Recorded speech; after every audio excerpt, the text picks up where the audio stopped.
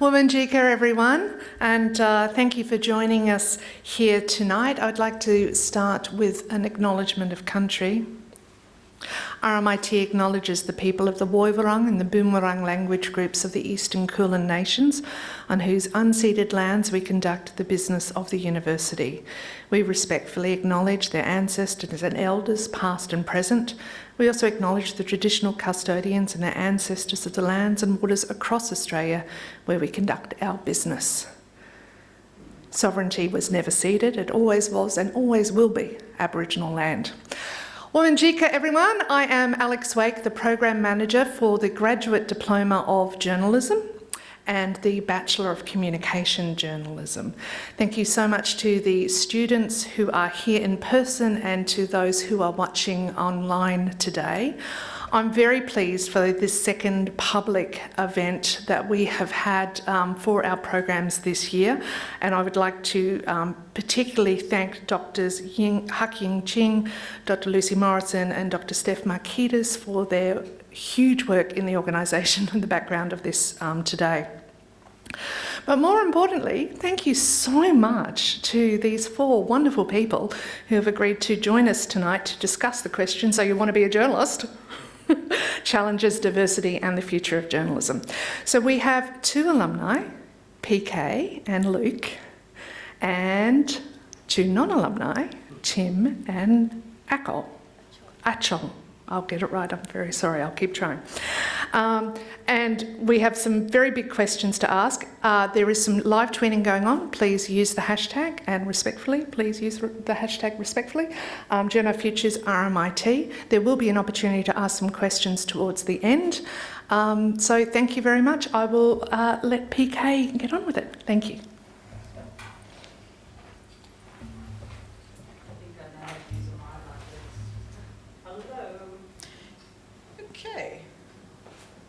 Well, there we go. I usually can project definitely to the back of a hall like this anyway. I have a particularly not really soft voice, as it turns out. I also would like to acknowledge the traditional owners of the land where we're meeting this evening, and it is an evening, so if I'm a little delirious at times, I've been up for a really long time. I'm Patricia Karvelas. I'm the host of Radio National Breakfast at the ABC and also the co-host of the Party Room podcast. And I am an RMIT alumni, although, as I learnt a little while ago, a little time ago compared to Luke, who is a little more recent, just a little more. Existential crisis to happen a little later tonight. Schedule that in. I want to introduce my panel before we start, and then we'll start addressing some of these big, hefty questions, and we'll take your questions too, because you don't want to hear me ask questions all night. Luke Henriques-Gomes is an award-winning journalist who currently works as the Social Affairs and Inequality Editor at Guardian Australia. Please welcome Luke. There's one right next to me. Tim Dunlop is a Melbourne-based writer and frequent commentator on Australian politics and media. He was a pioneer of online journalism engagement, has worked for News Limited, taught postgraduate journalism at Melbourne University and runs the Future of Everything newsletter. He has many other titles too, but I don't do long titles for anyone because we need to talk people. Please welcome him. And Achol Arok is a recent journalism graduate at La Trobe University. She's been casually assisting the ABC's Melbourne newsroom while freelancing since graduation. In fact, she worked on my show, didn't you? Afternoon briefing. So that's a little in-house, isn't it? But look, that's good. She of course is replacing our other panellist who was unable to be here because there was a family emergency. So we hope to entertain, delight you and inspire you to have wonderful careers in journalism. All right, let's get into the conversation.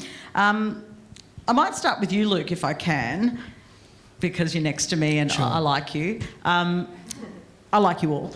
Let's start with macro, and then we're going to go a bit micro.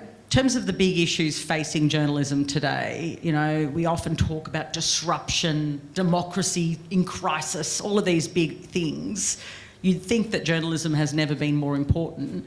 is journalism thriving at the moment in Australia? How do you see it?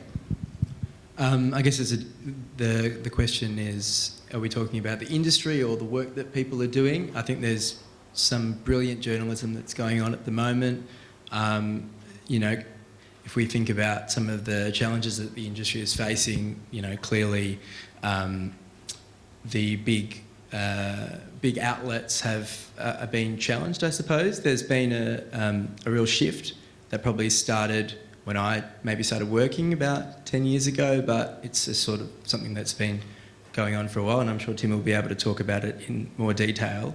For me personally, I think one of the real big challenges we face is about trust, and I guess how people think about the media and about journalists particularly. That's something I really care about, and I'm sure we'll get into some of the reasons why that is a problem and also what we can do about it as reporters. But yeah, I mean, there's clearly the concentration of outlets is one factor, but then we've also got new players in the market. That's a great thing, I think, for diversity.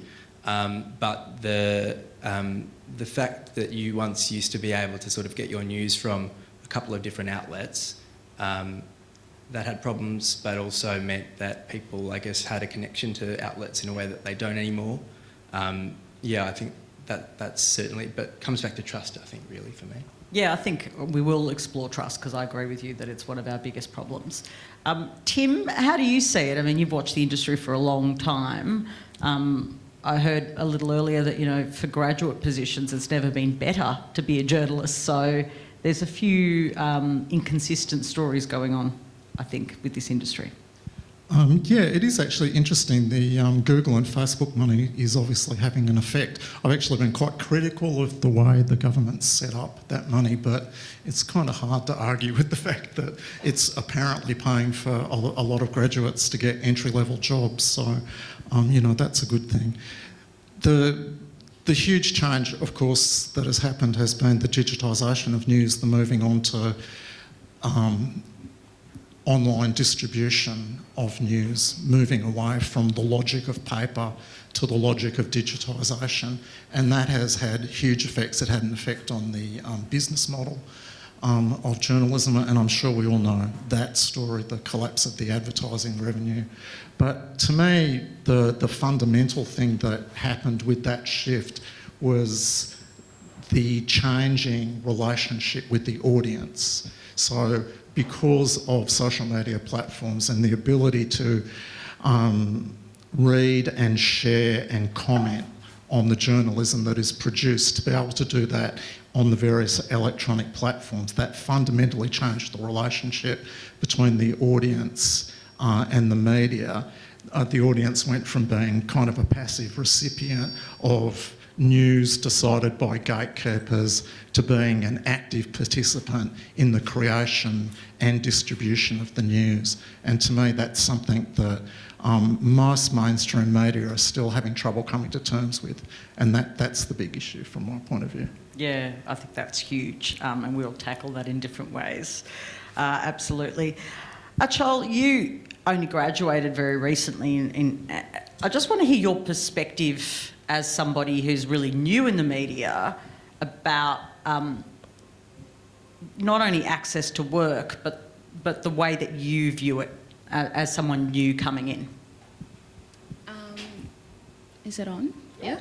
Okay, so yeah, I just graduated last year, and I think before graduating, I had this perception of what the industry looked like, and it was very much Devil Wears Prada, you know, Meryl Streep, and it's very different to that. I do admit I was very fearful graduating and coming into an industry that is known to be very competitive in a time like the pandemic, but I think the reality is, all my fears have been put aside. I think my main focus is just becoming a journalist.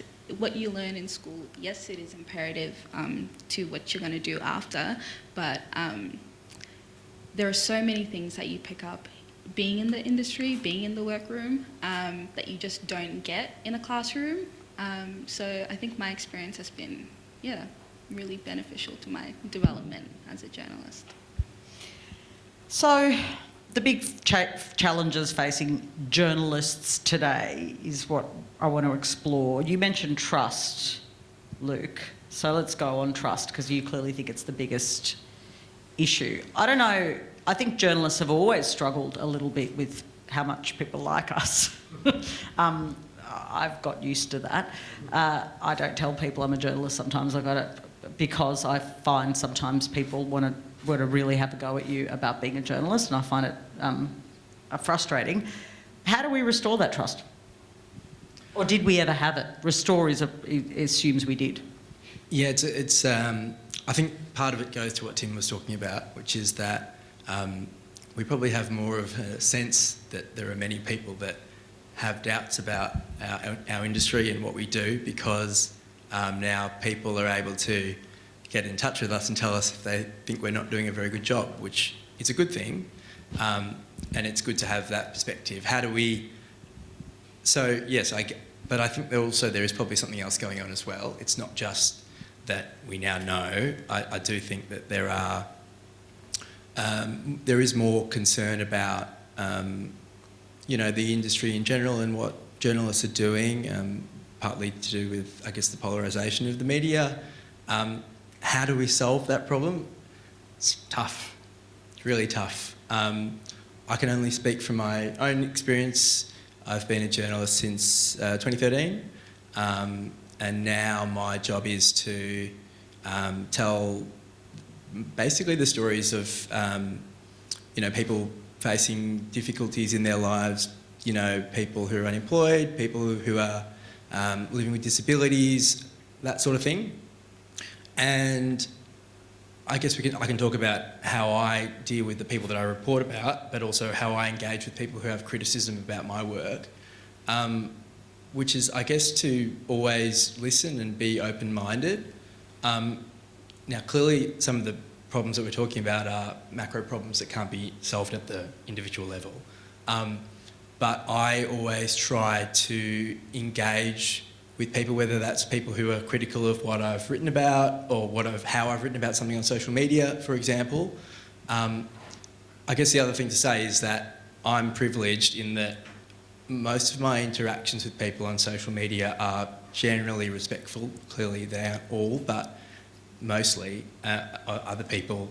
As a bloke, for example, I get a lot less abuse than others, and as someone who's not on TV or radio as well, I think that's also another issue. But my principle is always to try and engage with the media, because as Tim was saying, it is a good thing that we're able to have that direct interaction with people who are consuming our product, right? And we don't always agree with the criticism, but if you're sort of close-minded about it, that's a problem. You're not going to be able to pick up things that you'll otherwise learn about how you can improve, and also get a sense of, if people are not trusting what you're doing, and you're just sort of not paying attention, I mean, that's clearly not a good thing. I agree with you. I engage too, but a lot of other journalists don't want to engage, and that's probably because they've had lots of negative experiences. Yeah. I've had lots of negative experiences but continue to engage, so you might see that as something you should take me to a psychologist about. Tim, should I go to a psychologist, or is it a good idea to engage? What's your view? You said that organisations are kind of grappling with this issue. How do they grapple with it in the correct way, in your view? No, I don't think you should go to a psychologist. I do anyway, just for the fun of it. I think you should continue to engage. It is a very particular skill. It does take some practice and, probably building up a bit of a defensive attitude, I think. We all have to do it one way or the other. I think the point Luke made about we can't just look at this on an individual level. A lot of the problems are institutional. And I would say that goes through things like newsroom culture, the way at that kind of editorial level news is thought about and how it's presented, that all those issues around objectivity and balance and confrontation probably all need to be re-examined, to rethink how journalism is done at that basic level. But a really big institutional part, and this goes totally to the heart of the issue of trust, is having a more diverse media as well. We need a media that looks like Australia, because Australians look at the media and don't see themselves, so of course they're not going to trust it. So you've got to make big changes on that institutional level, and that's a real challenge, but it's unavoidable. Yeah, I think that is a big part of the story. Achol, have you found that that's overwhelmingly how you see the media? Do you see it as a kind of homogenous, white place? Unfortunately, yes. Honestly, I didn't have the thought to become a journalist until I graduated high school. And growing up, watching the news was kind of one of the first ways that I learned to speak English. And I come from South Sudan, a country where being a journalist is something that you do not want to be. So when I had graduated and I told my mum, I want to be a journalist, she was fearful, because back home journalists get killed. They aren't, what they are here in Australia. So I find that for a lot of different communities coming to Australia and having that kind of freedom of speech was something completely so I find that that's one thing that's really important for me, to kind of create a path where people from my community and other communities that may have had those negative relationships to journalism as an industry kind of hope, I like to think. Maybe that's too... Okay, so talking about the way you saw your own community reflected, either on the screen or in the storytelling, the stories that were being told. Yeah. Was it a negative experience? Did you feel like the stories told about your community were negative? Absolutely. It was really disheartening. I think at times I second guessed joining the industry, considering if over the past couple of years, seeing the way that my community was completely, decimated in the media. But I truly believe in you've got to be the change you want to be, as cheesy as that sounds. No, I like cheesy. You're right audience. Yeah, so coming into that, it's so important. And in my experience, I've been lucky enough to have people kind of make that decision to be like, okay, now I will watch the news because I can actually see myself on screen. And I think that's important. Being that change. Yeah, I think it is important too. Luke?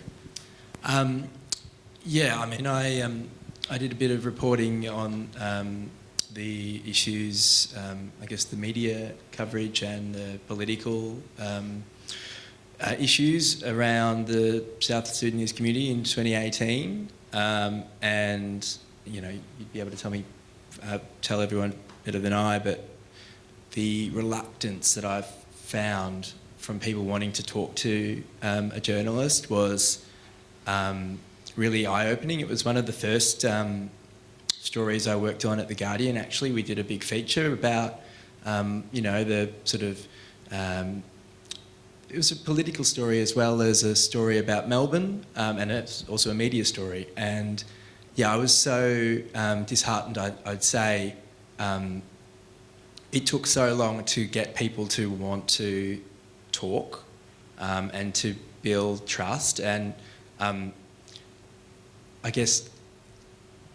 working at The Guardian, people generally have a particular idea already about what perspective we have. Everyone knows it's a progressive outlet. And so depending on who I'm trying to speak with, that normally, informs the subject's view on whether or not they're keen to chat or not. That was completely irrelevant trying to speak to some of the people I spoke with. They weren't thinking, oh, you're from The Guardian, you might have a more sympathetic view. It was, well, you work for the media, so therefore you probably have bad intentions and bad motives. And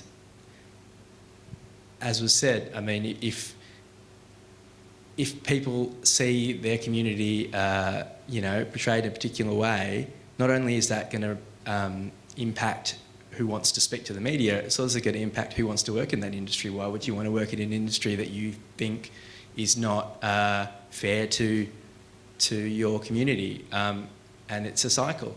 If you don't have people working in the industry, the issues around that coverage will only continue. You won't get more balanced coverage. You won't get more a coverage that reflects Australia if, as Tim said, the media doesn't reflect what Australia looks like. So, yeah, I mean, that was a pretty demoralising experience. I can only imagine what it was like for your community, but as a journalist, it was a real eye-opener about, some of those attitudes towards us. Tim, I always find that the conversations we sometimes have around diversity, and I've raised this publicly before, actually, many times, is always on-screen presence, seeing it. And I do think, being able to see diversity is important. But I feel like the missing part of the conversation in the media is who's making decisions, and the people making the decisions in my career haven't really changed very much. So how much is that part of the question too? In terms of, I always describe stories like atoms, like they're everywhere. You can grab a story anywhere. There are stories everywhere. You could walk onto Swanston Street now and there's like 200 stories walking past you. We are making choices about the stories we tell. And that's what I mean. The stories that we tell, the things we want to invest in, the things we want to prioritise. Yeah, no, you're exactly right. Journalism is all about choices, and the choices are driven by the values and the power structures within the organisation. So ultimately that's what you have to get at. In Australia we have particular issues around concentration of media ownership, and we have a dominant commercial player that has a very particular approach to journalism, which they've kind of obviously I'm talking about News Corp, and they've kind of hardened into that position over probably the last decade in particular, of being, overtly right of centre in how they cover things. And then that has a flow-on effect to the rest of the industry because of their powerful position within it. So it's very hard to address that kind of institutional structure. And again, it is at that institutional level. It's often very difficult for individual journalists to affect that change. Like, for instance, during the last election, there was a lot of criticism about how the press gallery handled the being on the bus and that whole thing. But a lot of that is coming down from head office. We want it covered in this way. We want those questions asked. So it is an institutional thing. I mean, you're kind of closer to this than I am. And what do you think about? Like within the ABC, how do you confront those sorts of decision-making structures? It's very difficult. I will answer it. I mean, I'm on, as we are called, on-air talent. That's a choice. I've been in editorial roles, but as an editorial leader, which I am, as the host of a flagship show, I have enormous influence, which I take very seriously. And so the way I, see it inside the place, and there are lots of people like me, I see every decision we make as being really important to trying to change all of this. So the hiring decisions we make, the decisions we make about the kind of stories we cover, and the mix that we have, I think we have to actively think about all the time. So there are lots of people like me doing that, but I think it's taking longer to change some of that. And then you talked about News Corporation, which is a whole different thing. You have too. I've worked for News Corporation. I've also worked for... I've worked for everyone, pretty much. My journalism has been pretty consistent throughout it, and yet where you work somehow defines your power as a journalist. And I really contest that. I think some very good journalists can rise above that, and there, even within terrible power structures, you can do that. And so You can up to a point, can't you? There comes a point. Like I had this experience with News Limited where I thought I was given incredible freedom to write the stuff that I wanted to write, right up to the point where I wasn't. You know, there is some line that you can get to. So, you know, those power structures will allow a certain latitude up to a point, but then they do kick in. They kick in pretty hard, was my experience. Tell me the story. Well, I was, around 2005, I was asked to run, which was, you know, a pretty new thing in those days, to run a blog for News Limited, specifically for news.com.au, which was really just getting up and running at that stage. And even as it is today, it's a little different now, but it was run by a separate organisation within News Limited called News Interactive, and News Interactive ran all the online, the digital side of News Limited. But news.com.au, the website, didn't actually, other than the odd person like me, there was a little swag of us bloggers in there and a couple of other journalists who generated original content.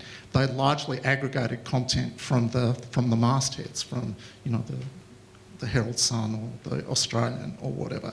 So there was this, it was really interesting. There was this constant fraught relationship between News Interactive and the mastheads. And I had a good relationship with the two editors that I worked to. Even though I say I worked to them, I had full control over, you know, I had access to the CMS, and I was the only, my stuff was never edited before it went up. I could press publish and it went up on the news.com website. But you know, there was constant discussion about the stuff that I was publishing and stuff. And one of the things that used to come up, particularly with Paul Colgan, who was the deputy editor at that stage, was, you know, we get all our content from the mastheads, and if you write things like that, I'm not telling you not to write things like that, but if you write stuff like that, you know, like where I would respond to something that appeared in the Herald Sun, there may come a time, he would say, where the masthead editor will say, well, you're not having any more content from us. So there was that constant pressure.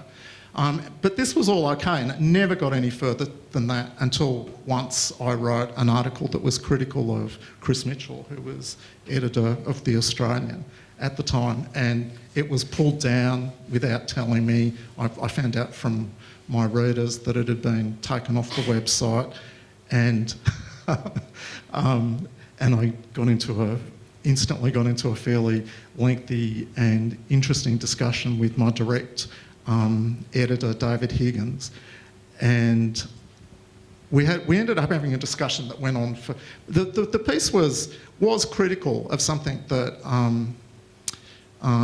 Chris Mitchell had said, but it was, you know, I'm not an idiot, like I didn't really go in, but, you know, I had crossed that invisible line as far as he was concerned, and I entered into 3 days of discussion with David Higgins, the editor of news.com.au at the time, and on the 3rd day he said to me, oh, you think we're going to put it back up? Like, it sort of twigged with him that he realised that I thought we were in a negotiation. Oh. And he was saying, no, it's never going back up, sort of thing. And the relationship was never the same after that, unfortunately. You just suddenly realised, oh, okay, so I am given a little bit of freedom here, but it's actually very prescribed at the end of the day, and it's a bit arbitrary as well, because it really was just an editor took personal affront. An editor with a lot of power within that organisation took personal affront to what I'd written, and that was the end of that. Mm.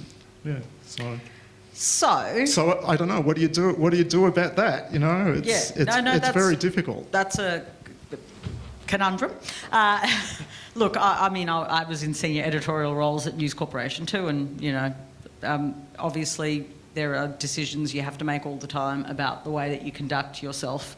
I do think that journalists, though, can, and Luke, I'd love to hear your perspective on this. I mean, I think we have a small media landscape in our country, even with the new ones. So I'm never been a fan, might be controversial here, but of media snobbery. People who are like, oh, I can't believe you work there. And I think, well, do you know how many media jobs there are in this country? I find media snobbery often very classist. In fact, News Corporation was always a place. It's funny, we talk about diversity that took working class and kids from migrant backgrounds in, like me, when the ABC didn't. And the ABC knows my criticisms of this now as a very old person. Mature in my career, but the ABC didn't give me a cadetship, News Corporation did. So it's a very complex story, the diversity one, in terms of gatekeepers and entry points. So if we got the diversity piece right, would that fix our trust problem? This one's for you. Well, I actually was asking you. I feel like that's such a big question. That's why I asked it. I like to be optimistic about the future of journalism here in Australia. I see the difference in the media now compared to 5 years ago. So that gives me hope that in the next 5 years will be completely different. So what changes have you seen in the last 5 years? Because it's a small amount, like a short amount of time. Yeah. Well, for me it is. Well, I think, for one, the way we kind of address the poor coverage, that kind of cleared up a lot quicker than I thought it would, the way that the coverage around the last election and everything. But I think in the grand scheme of things, we are very behind Australia in compared to other countries. I feel like the US have been having these kind of conversations way before Australia has, and I think there's kind of a hesitancy to speak about these issues here in Australia, which is quite unfortunate, and it's even more backwards online, I find, especially on Twitter. Twitter's an ugly place. I think I'm hopeful that as we continue to have those conversations and like we were saying, the diversity on screen is great, but I think it needs to go more than that. We need to see diversity in those more senior positions, the people who do have, executive decisions to decide what we post, who we hire. I think those roles are kind of where real change can happen. Yeah, that's a good point. I think that there has been positive change as well, and I mean in the area that I write about, I write a lot about welfare policy, people on unemployment benefits who deal with Centrelink. I've been doing that since about 2018, and I would say that some of the stereotypes about unemployed people who are on unemployment benefits and some of the tropes and cliches that have kind of existed in media for a long time, they still occur, but not in the same way and not without the same pushback. And that's partly from other outlets, but that's also, to go back to what Tim said at the start, about people being able to directly express their dissatisfaction about the way that particular stories are covered. And so on that as a case study, I mean, there've been some I've seen instances where stories have appeared and the follow-up stories about the same issue have taken a different line, perhaps a more sympathetic line or perhaps a less sensationalist line from the same outlet within the space of days or weeks. You'll notice I'm sort of not being too specific because, unlike Tim, I don't really want to specifically criticise any of my I don't work there anymore, so. colleagues. I'm not saying who or where, but I mean, there's been changes, and it is partly because people can complain, and news editors and news producers and individual journalists receive that criticism. And, doesn't fix some of the sort of more macro problems that we're talking about, but I think it has led to people being more mindful about what reaction they'll get if they report a story in a particular way, whereas previously you could just pop it on the front page of the paper and, you know, yeah, there'll be some angry letters to the editor, but that was about it. So yeah, I do think there has been good changes. Domestic violence is another area where I think things have improved a lot in the way it's been reported, and that's been down to some very organised efforts by journalists like Margaret Simons and Jane Gilmore, who've worked in newsrooms and with journalists talking about the way that they, in particular, write headlines. Jane Gilmore's the person who does the fixed it thing you've probably seen, where she crosses out in red the headline and rewrites it properly and says fixed it. She has a book out that's a collection of those sorts of things, but she worked with Margaret Simons who's one of our great journalists, I think, and my old boss at University of Melbourne. She's not there anymore. You know, just working with the editors in fixing that sort of thing. So, you know, there are those kinds of improvements, and that's a really big improvement, because that was just an area where it just reflected that patriarchal, horrible culture that often permeated newsrooms. And partly that changed, of course, because of their campaigning, but also because the industry became more feminised and there was a bigger push from women inside of it. I watched that happen in my own career. And which is a good example of diversity having an effect, isn't it? Yeah, that's right. I mean, I remember when the Rosie Batty story happened and talking to some colleagues, and, you know, some people just didn't quite get it. And I was like, and I was an editorial leader at The Australian then, and I was like, we can't write it like that. We're not doing it this way. And again, it takes, you know, people who have either had a lived experience or understand these stories to actually be in the newsrooms and talking about it. And that's why we shouldn't be compartmentalising ourselves as journalists either. We bring our whole selves, and that's where the diversity piece works too, Luke. I'd like you to reflect on that, because that's been a big push, particularly of younger journalists, and there is a real generational divide I think is worth addressing here that I've watched, because I'm kind of in the middle of these two generations, and so I see the younger people who really believe that identity is key to reporting, older generations, often whiter, who say, hang on a minute, it should be neutral entirely, and I actually am somewhere in the middle. I think it does matter, but it's not the only story. How do we kind of get that right? Because there is a shift inside of journalism in relation to that lived experience. There is. I think I perhaps with you to a certain extent, but I think that diversity of experience as well as identity is really important. And so, yes, we need diversity in newsrooms in terms of, you know, cultural background, sexual orientation, people with disabilities, all of that stuff. It's also really important to have people who've got, as you mentioned, lived experience. We need, and I mean, that part of that is a class issue, but also it's just really important that newsrooms are not all people who went to the same schools and had the same experiences. And so I think, you know, when we're thinking about who should work in newsrooms, that should be a consideration, is, you know, what has your life been like, you know? And I think in good interviews that I've either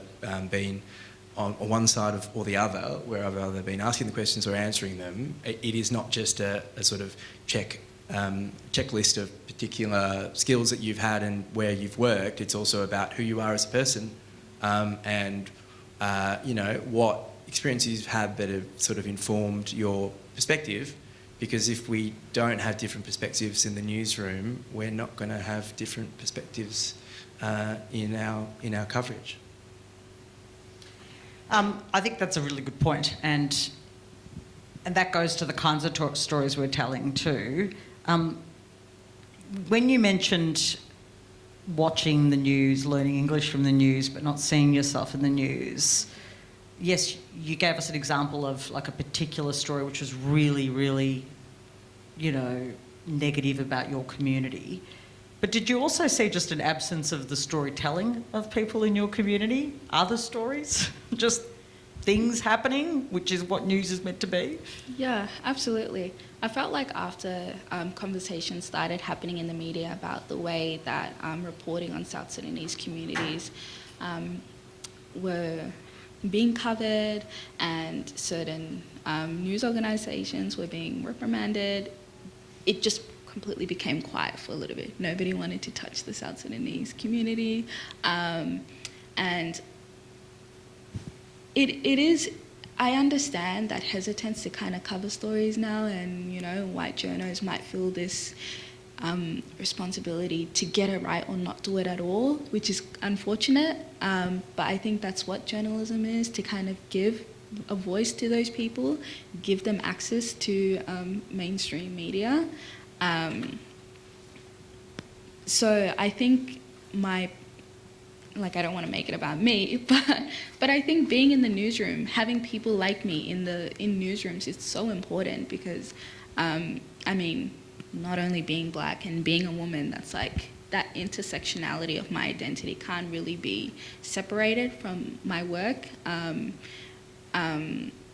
And I think it just brings a perspective that people without that lived experience would never even think to kind of include in their work.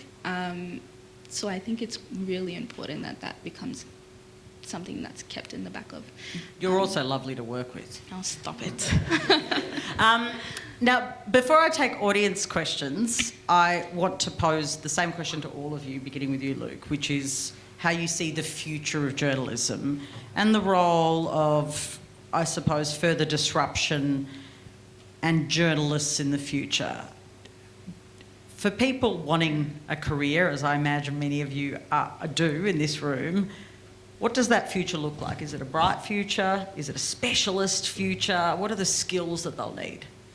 I certainly think, if we're talking about it in sort of practical terms, it is a good thing to have specialist knowledge about something. Now, journalists tend to be jack of all trades and sort of know, a little bit about a lot of different stuff. That's the nature of the job, and it also involves, being really good at learning things really quickly. But I think actually, so I went here, as was said before, and it was a great course, and I really learnt a lot about how to be a journalist. Certainly wouldn't have hurt for me to have specialist knowledge about something, science, economics. I'm not saying don't do the degree, it's a great degree. I'm saying it doesn't have to be a university degree, it just means try and familiarise yourself with something, because, so working at The Guardian, for example, where, I'm now on a section, inequality section, but before that I was a general news reporter. But at The Guardian, the approach was not that you would just cover everything. You would do that, but you would also have areas that you would focus on. And I remember being asked in my interview about, what sort of things do I know about? What are my areas of interest? So I think, in terms of employability, but also being able to do the job well, if you have a certain area that you are really interested in, that is a particular, it doesn't have to be totally niche, but something that's, you can sort of separate yourself from other people, that's really good. And, it is a good thing for people to have expert knowledge and use that in journalism. Now, I'm not saying that all journalists and all journalism should be done by academics. I'm just saying that that's a positive thing. And so, yeah, I guess one thing I would say to, aspiring journos here is, get the craft down pat. It's really fun, but also if there are particular things that you're interested in, pursue stories in that area and try and learn about stuff. Yeah, absolutely. The future is digital, it's not paper. And I mean that in the broadest sense. It's the logic of digitisation, moving away from the logic of paper, stop thinking in terms of front pages and that kind of stuff, and think about that network effect of the digitalised space, the fusion space in which all media exists.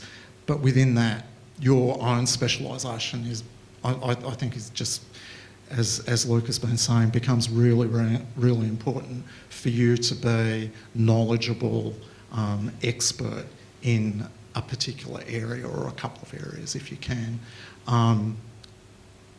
Because then that also ties in with the other aspect, I think, of what happens with this kind of digitised space that we all operate in now, is that there is a tendency to move more towards, I kind of hate putting it in these terms, but it's roughly right, I think, of individual branding of journalists, that you will be known as the person who writes this stuff rather than the representative necessarily of an institution. And in fact, there probably is more of a move into that, I guess you'd call it a freelance space, which is kind of where I operate basically, of running a Substack newsletter, and that generates X amount of dollars per annum, writing books,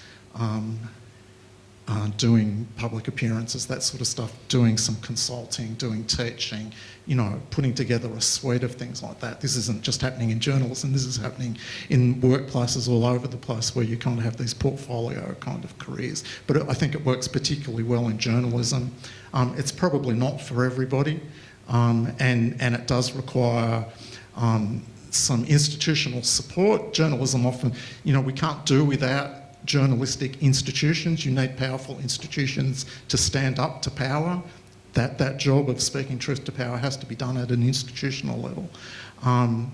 But there is an increasing role for that kind of broad-based freelance person. So, and within that, I think it becomes important to join the union, who will provide you with things like reduced public liability insurance, so that if you publish something on your Substack newsletter that gets you into trouble, then at least you're covered for that. The MEAA does provide that. The Freelance Pro brand of their membership. I'm doing union recruiting now. I know. But it's definitely worth having that sort of coverage, etc., etc. So I think there is that move into that kind of individualised space as well, which is, but just to develop a little bit on what Luke said, I think that if you do move into that sort of specialised areas, it does change a little bit of your relationship with how you present news. In terms of things like objectivity and balance and stuff, which are probably two big topics to get into at this point. That's another lecture. Yeah, we can have another get together on that.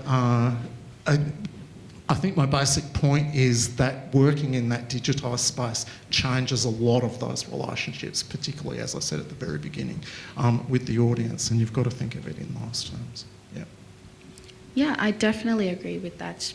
Finding something to kind of specialise in, which is kind of why I decided to go get my master's in international relations and kind of follow the path you went down in political reporting. Yeah, it's definitely something that I've decided to kind of get out the way while I'm young and kind of give me that edge in employability and make those decisions pretty early on. Now we're going to take questions from the audience, which is you. You can ask questions of all of us, and I'm going to need someone to start asking some questions. Yes? You both mentioned interesting political reporting. I'd like to know, how do you decide what you choose to be a salient topic when you are producing a podcast or you're choosing to find a story? Can you ask the question again? Sorry. Oh, sorry. Yeah, might need the microphone. Sorry, my voice probably doesn't echo. Hi, I just wanted to know, how would you choose when you're working on a political podcast an issue of salience? So do you read, for example, The Australian and go, okay, The Australian's talking about this and this is coming up in the ABC, maybe we should specialise and do a talk on that? Or if you're looking as a young journalist, how would you find a story? Like where do you find that kind of passion moment where you go, okay, this is what I want to work on for the next week? Well, the biggest tip that I've been given when I was starting is write about things you enjoy. I think you've mentioned that. Yeah. Write about things you enjoy. You find it easy to kind of get wrapped up in that passion when you're actually writing about something you're interested in. And I think, yeah, 4 or 5 years ago, it would have been like politics, boring.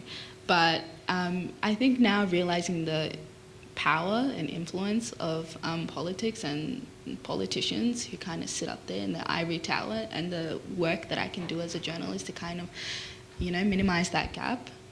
That's kind of why I chose to go down this path. I mean, politics is big. Like, what's politics? Everything is politics, right? So, in terms of making a decision, there's capital P politics, and what I mean by that is the contest at the moment, whatever the debate might be, the big debate, and you would find that, the big story would be covered everywhere. Right? Like at the moment, whether Labor abandons its stage 3 tax cuts. Okay, one of my obsessions. It's a very interesting issue. That's the big political contest, though. But there's also a policy element to that story. It has two sides, and everyone is covering that story. It's not, there's no one who's not covering that story. It is the biggest story in town in terms of policy and politics. But at the same time, there are literally thousands of stories in politics, whether it be integrity, whether it be the referendum on Indigenous recognition, which is on the cards, whether it be down the track a republic, whether it be social affairs policy, and whether the JobStar, the payment for unemployed people should go up again, or whether the disability support pension should change, or whether... I can keep going. And my point is, how do I choose? Well, this is the thing about what is journalism. I currently present a 2.5-hour show, so I don't have to make heaps of choices because I can do it all, right? Which is why I love doing this show, and you should listen 6 a.m. till 9 every day. Got to go to sleep soon. But so that's great, that's a real privilege. When I was doing what Luke was doing, and I did do a similar thing to Luke, we followed a similar trajectory, that was my pie, that was my baby, right? I had my rounds and I ate them up, like, what's going on in this area? And I tried to find out information about changes the government was considering, people being opposed to those changes, people, how it would affect them if that change happened, can they afford to even eat? Basic things. And I would write those stories and try and make them engaging and share them. So in terms of how you make choices as a journalist, if you're doing an individual area like Luke, and I'll ask him to expand, that's how you make those choices. If you're doing something like me now, because I'm doing a different thing, I can zoom out and I can do the tax cut story, I can do a story about unemployment, I can do a story about how you get, if you've got ADHD, how do you get on the, why doesn't the NDIS help you? I can do all of that. And that's why I have a really good job. Luke? Even in my round, there are stories everywhere, right? So people probably, if anyone reads the social affairs inequality section of The Guardian, you'll think, well, a lot of NDIS, a lot of Centrelink, but there are stories everywhere that we could cover, and we make those choices about what to do every day. A few things, I guess, but I'm only speaking as myself, I decide where I think my resources are best spent. So that might be trying to come up with a story, work on a story that I know is not going to be covered elsewhere. So, for example, Centrelink, job seeker, but also the social security system in general, and also the unemployment services sector is not something that gets covered in the media very often, right? It might be covered if the government has a new policy. It might be covered if some of the bigger groups, or for example, the business lobby has something to say about it, but in general, not covered that often.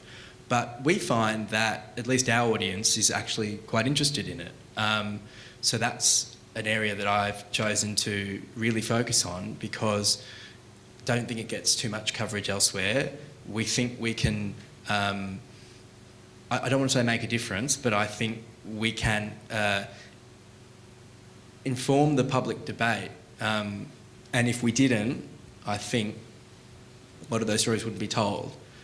In saying that, it's not like we only choose to cover stories that other outlets won't cover. If things are important, we also cover those.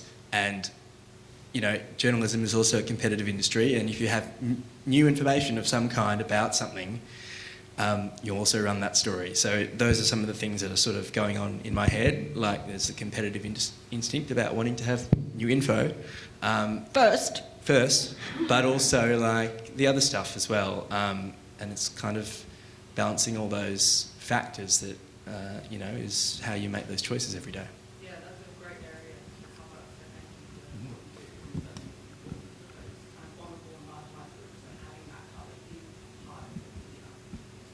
Thanks. Oh, heaps of hands now. It's a handathon. Okay. Yeah. Myself?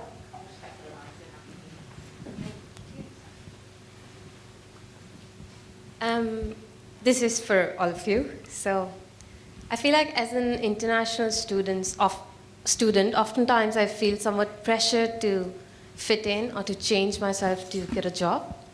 And that I do because I hold an understanding that the audience that I'm supposed to cater to might think of me as an outsider.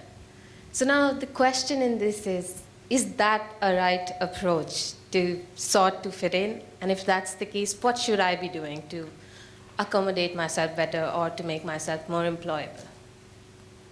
Absolutely not. No, I feel like that's something that you should never do. And I know PK speaks a lot about how true to yourself you should stay in the industry. And I think as a young journalist, you often feel like you should, and it's easier to get jobs to. And I even kind of felt like that going in. I mean, the way I'm speaking now isn't the way I would speak with my friends, but I wouldn't consider that changing myself. And I think it's one of those things where you've kind of got to remember why you're doing it, and if you continue to change yourself into the mold, then the issue is perpetuated. And I think, yeah, it's one of those things where, at least for me, in finding jobs, one of the key things that was important to me was finding a workplace that had the same values as I did. And I think that was the ABC. If you want to speak on that? Yeah, I agree. I don't think you should. I want to actually find out more about what pressure, like always a journalist, what pressure do you feel specifically? It's just the small things, maybe the way I speak, my accent, you know, some I references. was assuming it was that, but I wanted, so you feel... Because I don't hear that enough when I watch TV, when I watch news, or maybe some references that I don't catch on to and that I have to do extra research for. That's very casual for Australians. Yeah. Yeah, so those kind of things. Okay. Yeah, so I sound like, probably like an Australian to you, but I sound like a bit of a wogan. Do you know what that is? It's a wogan. It's a wog crossed with a bogan. That's who I am. And I'm on Radio National Breakfast, which is, I don't think something that would have happened even 10 years ago. I really don't. I don't sound like I've gone to, you know, a very white-gated school, because I haven't. And I made a very deliberate decision that I wouldn't go to elocution classes or try to improve, which have been suggested to me, not from my current employers. I don't want that. They haven't, never. But in the past, because I decided I would sound like myself, because lots of Australians sound like me. Actually, lots. Yeah. And that's how people hear me. So I every day get some negativity on our text line from some very well-spoken Anglo-Saxon Australians who don't think that I should be there. But they are the minority absolutely the minority. The majority of people want to hear people sound like themselves, and that is actually the real story in this country. People are very, very open to accents now. They're very open to different sounds, class, race, ethnic background, the whole diversity. You should not change, and you are very employable. And in fact, I would argue it gives you an edge. Mm-hmm. And I just want to, follow up with that. I think going in, I had this idea that to be a journalist, you kind of had to be this, brazen, the loudest one in the room type of personality, which I don't think is, the perception anymore. Because I am a little soft-spoken and I'm not the loudest one in the room, but I can be loud if I need to, and I think that's important. And even in the way that, it really depends on, I guess, the employer, and that's a decision for you to make, but I don't think that's going to be enforced on you the same way that it was. That's not to say you won't necessarily suffer discrimination. Discrimination is a big problem, and I think in our industry too. Luke? Yeah, no, I'm going that's... to give that one to you. It definitely is. And not to sort of palm off the question, but I just wanted to add, I have no insight into what's going on because I don't work in TV and I don't work at the ABC, and this is not to pump up the tyres of the ABC, but I have ABC News on all day, particularly when I work from home. It's just on. And I've noticed a difference in who the reporters are on doing live crosses, doing packages. You can tell there's a difference. There is diversity on screen, and it's not just sort of culture diversity. It's also the way people speak, and it's not just accents. I reckon, it's loosened up a bit. Yeah. It's not just at a sort of cookie cutter, sort of the stereotype that you think about when you think about a TV news reporter. And so I'm not sure if that's encouragement or whatever, but certainly there are changes afoot. As I said, I have no insight into why that's the case. It's just my own observation. But yeah, I think that's the direction that it's going, and I think it's because of what you said. People want to see that people value authenticity. I think there's kind of all the TV journalists sounding the same and looking the same, I think rubs some people the wrong way, and so that's maybe a reason why things are changing, but I think they are. They are changing, and it's an active decision, and so just don't change. All right, other people had questions, I think, yeah. Where are we going? There.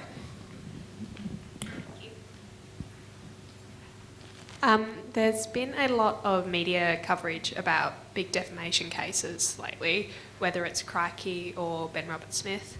How does a young journalist chart the path through defamation laws in Australia? And it's a big question. But do you have a story? not particularly, but I don't know, have a rich parent that can bankroll you? It's very expensive. It just seems that it's quite intimidating for a young journalist to approach. So how does one go through the first stages? You're mostly indemnified by your employer, aren't you? Oh, yeah. But as a young journalist, I don't know, if you're working independently, you really have to be very careful. But your employer will cover... to put a story to broadcast somewhere at the ABC or at the Guardian, you're not the only check and balance.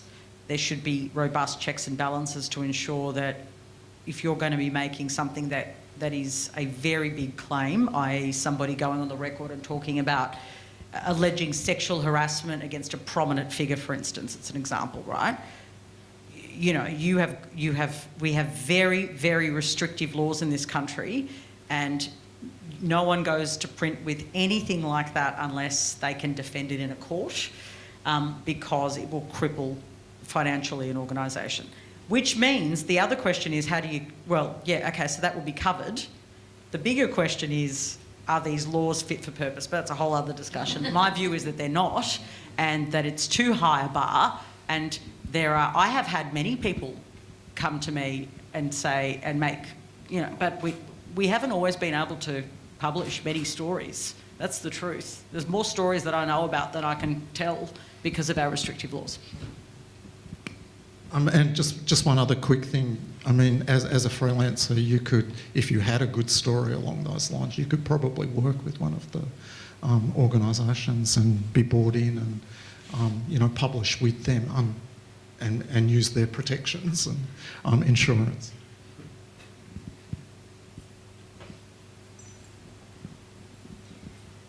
First off, thank you very much to all four of you for coming tonight. It's been an absolute pleasure to listen to you all talk. This is on trust towards news and distrust towards news media. There seems to be, every once in a while, a controversial opinion piece published by a news organisation that goes viral on social media, with a lot of people criticising it, including one very recently that was criticised by a lot of different journalists, including by yourself, Patricia Karvelas. And I'm curious. What was the thing? It was one published by a major News Corp publication. Was this that stupid column? It was Steve Price. You need to be more specific. Sorry, the stupid column, for people who don't know, just so they know, which says that the AFL shouldn't be putting money into women's AFL because it's boring and, like, watching teenage boys is more interesting. That's the one. Yeah, that was dumb. I want to ask your opinions. Do you think that news organisations run the risk of permanently damaging their reputation by publishing opinion pieces such as this one, for example? And if so, why do you think they run the risk of doing it? Sounds like a question for Tim. Yeah, they absolutely do. It shows complete contempt for their audience. Having said that, it's kind of paradoxical. Part of the reason they do it is to get all those clicks, to get that hate clicking and sharing and stuff like that. But any news organisation that goes after clicks in that way is doing not just reputational harm to themselves but to the industry, and it's really short-sighted and costly in the long run, and no, they absolutely should not do it, and we need to move well beyond that kind of approach to journalism in my view. Like, in that case, that's opinion, right? It's not actually journalism, to be clear. Yes, it's within a journalism setting, a newspaper, but on an opinion page. So there is a distinction. And another point, and I think we should make this very clear, well, it's certainly my view, I can't speak for others, but this isn't people like who want to defend that get on the freedom of speech. No, he has absolutely the freedom of speech to say that. It's just a really dumb opinion. And if I was the editor of that paper, I wouldn't publish it because I'd be like, that's too dumb. That's stupid. I'm not going to publish it because it's too dumb. But he has the right to say it. Why does he do it? Yes, the hate clicks, but also let's not forget that there is an element in the community who thinks that. So it's actually appealing to people's worst instincts and degrading young women, and it's repulsive, right? Like, to actually type that out is actually very sad. That you would think that would be a good use of your time ever, but it does show a destructive kind of energy which is about dividing. As I said the other day in my own household, I don't really like cricket, right? I don't like cricket. Men and women's equally. I think it's a really boring sport. I know it's controversial in this country. I would never write a column saying that cricket is terrible to watch and no one should put money into it. You know why? Because people like cricket, and I know that. So I respectfully know that people like cricket in the community and have a right to watch it, just like women have a right to watch other women play sport and other people watch it. So the whole instinct that goes there, you've just started me. It's bad, sorry. It really does my head in. Cricket is boring, but you shouldn't write columns saying it. Yeah. There's a question here. Oh, it's me. Sorry. Thanks once again for obviously being right there and also being a support system for people like myself, particularly Achol. I think we took classes together. I graduated last week not from RMIT, apologies, from La Trobe University. with a degree in journalism. So for people like myself who've just sort of emerged, just graduated, where can we go? How do we look to getting jobs in this current climate with a lot of options, at the same time not a lot of options as well?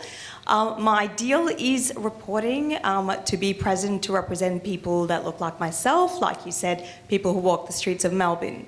But where do I start and how do I start? I might weigh in. This is going to sound contradictory to what I was saying earlier about specialisation, and I'm not specifically saying that you shouldn't try and do what it is you were just saying. I was just talking to one of the lecturers here who was sort of saying there are jobs out there, and I know from my own networks, including people who've sort of just got into the industry, that there are more jobs out there than ever before. Usually when you start out, you probably have to do something general, maybe something that you are not particularly interested in, you know, work at a trade magazine or something like that. The skills that you'll learn doing anything journalism related as a reporter, working in, you know, I think, for example, I think trade magazine's a good example, even if it's something you have no idea about, but might be local news or whatever. The fundamentals you'll learn are so valuable that you will be able to take them anywhere. Go regional is another great, that was advice I got when I was here. Go regional, because you do everything. And I'm sure that's still the case. So, yeah, I mean, I guess there are jobs there. It can be, you know, first journalism job is probably not the one that you want necessarily, but if you want to work as a journalist and you want to do it for a reason, you will get there. And I guess the other thing I would say is that the people that I went to university with, the ones that really wanted to be journalists, worked as journalists. And that was in a much, you know, where there were very few jobs going, and most of them did go to the country. I will say, I know that going to the country is not an option for everybody, for various reasons. But yeah, I guess there are jobs there. Speak to your lecturers as well, they might have some connections, I'm not sure. Yeah, I think that was one of my biggest fears graduating. How am I going to get a job when there are, you know, hundreds of thousands of other journalism students entering the scene as I am? And I think at the start I was kind of naive. I don't want to ruin the vibe, but when I did graduate, I had applied to 2 cadetships at 2 major news organisations, and they were very vigorous, you know, tedious hiring processes, and I had got into the last round of both of them, and I had just lucked out, and the whole time I thought it was me, and then later when they had announced who had gotten it, it had been people who were already working there. So I think I was really naive to that kind of the inner workings of the hiring processes and the selection processes of these cadetships and stuff. And as aspirational as getting a cadetship is, I mean, there are other ways to get into journalism. Cadetships are not the only way to get into it. I mean, the way I got into it, I started off as an intern for ABC's News Breakfast. That got cut short literally 4 days into it because of the snap lockdown. So then I was stressing. I was like, oh my God, this was the only thing on my resume that was going to make me employable. And then 2 weeks later, I had gone for coffee with the deputy editor in the Melbourne newsroom. And then 2 weeks after that, she had asked if I wanted a job, and of course I did. So I think the power of networking is another route that I would highly recommend. Just meeting people, reaching out to people on LinkedIn and social media and Twitter and whatnot, because there are definitely alternative paths. And I think that's going regional was another thing that I heard a lot, but I think it's not something everyone can do. I mean, one, I already fear going to predominantly white small towns in, you know, Australia, and that's kind of scary to me at this point. And just like, yeah, other issues that, yeah, doesn't allow everyone to leave their families and whatnot. So, yeah, but it's definitely something that you should keep in mind if you can, going regional. Yeah. One last question. Oh. Okay, yes. Oh. Do I wait for the mic or do I just ask it? Yeah, sorry. Fantastic. So I was just wondering, Tim said earlier on that we're moving away from the front page aspect and going towards digital, and like achieving front pages are one of the big things that we're taught to try and get. So the other big thing is awards and award seasons, award shows. Like as far as diversity and like picking the most relevant stories for those that read them, do you think that award shows are on the same level, or they're catching up to us, or we have to, like, how are award shows really adapting to all of this? Do you mean awards as in like journalism awards? Yeah, Do like they- the Walkleys and how they choose their award-winning stories. Like the Oscars and Grammys always get so much like bereavement in the past 10 years for really not diversifying their selections. And I was wondering if it's the same for our award shows, like for journalism specifically. It's a really interesting question. I'd never actually thought about that. I'm a little reluctant to weigh in, to be honest. I'm not. Thanks.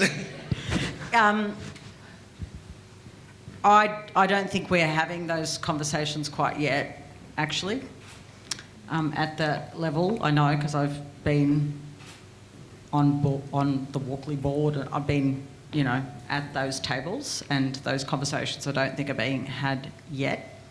And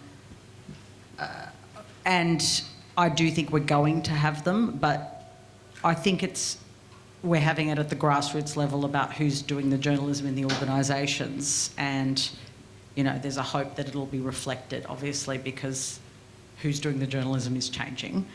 But I think it's a really important point, because if you do look at the majority of awards won in this country, it would definitely be very white.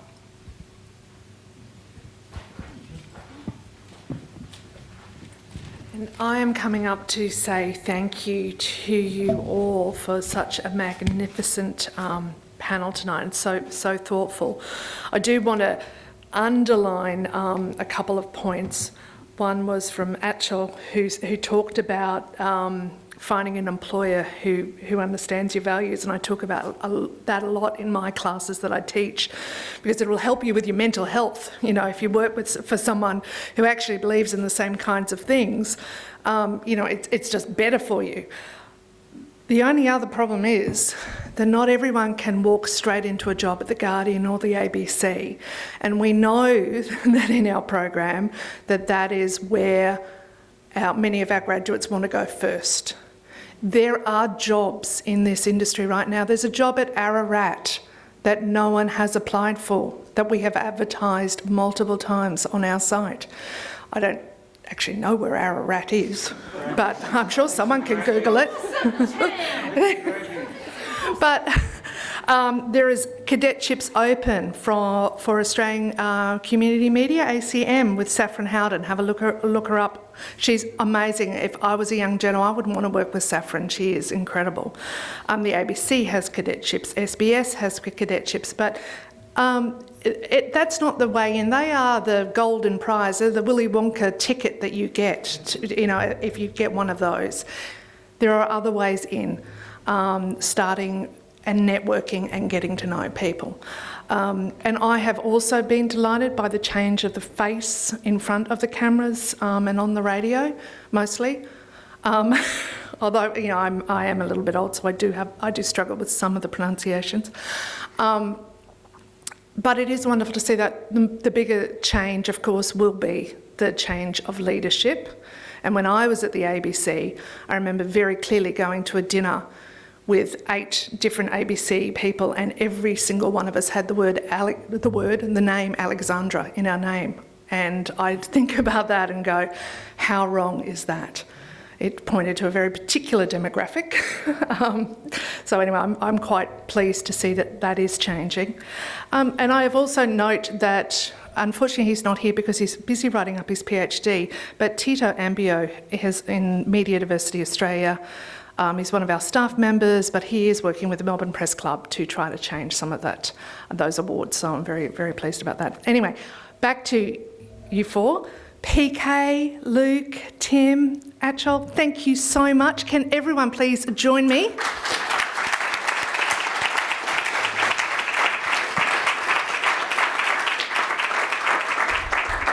And I have Zach Wheeler and Lachlan Shannon to come up to give you a little RMIT thank you.